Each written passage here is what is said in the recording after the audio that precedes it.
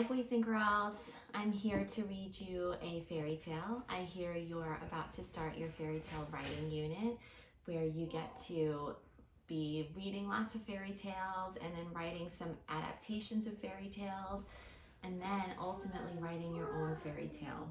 So this is a book that you'll need for your unit and it's called Prince Cinders by Babette Cole and it's an adaptation of Cinderella, one of my favorites. So let's start.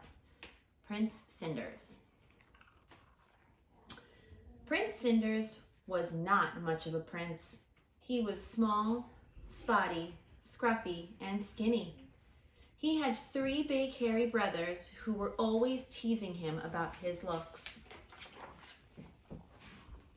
They spent their time going to the palace disco with princess girlfriends. They made poor Prince Cinders stay behind and clean up after them. When his work was done, he would sit by the fire and wish he was big and hairy like his brothers. One Saturday night, when he was washing the socks, a dirty fairy fell down the chimney. "All your wishes shall be granted," cried the fairy. "Ziz, ziz, boom, tick, tack, ta, this empty can shall be a car. Biff, bang, bong, bo, bo, bo, to the disco you shall go." "That can't be right," said the fairy. "Toe of rat and eye of newt, your rags will turn into a suit." "Drat," thought the fairy, "I didn't mean a swimsuit. Your greatest wish I'll grant to you. You shall be big and hairy too." Uh-oh. Prince Cinders got big and hairy all right. "Rats," said the fairy, "wrong again, but I'm sure it all wears off at midnight." Prince Cinders didn't know he was a big hairy monkey because that's the kind of spell it was. He thought he looked pretty good. So off he went to the disco. The car was too small to drive, but he made the best of it. But when he arrived at the Rockin' Royal Bash, he was too big to fit through the door.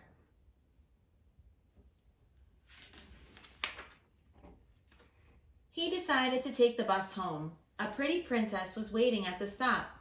"When's the next bus?" he grunted. Luckily, midnight struck and Prince Cinders changed back into himself. The princess thought he had saved her by frightening away the big hairy monkey. "Wait!" she shouted, but Prince Cinders was too shy. He even lost his trousers in the rush.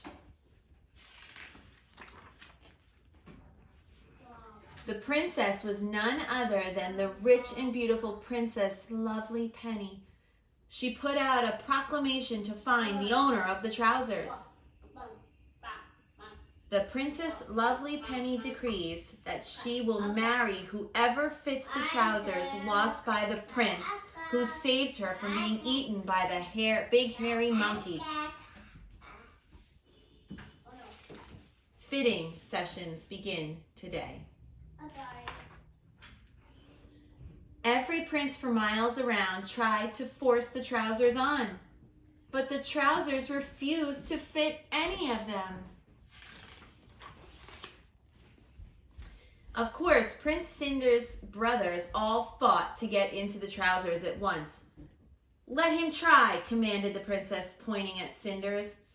"They won't fit, that little squirt," sneered his brothers. But they did fit.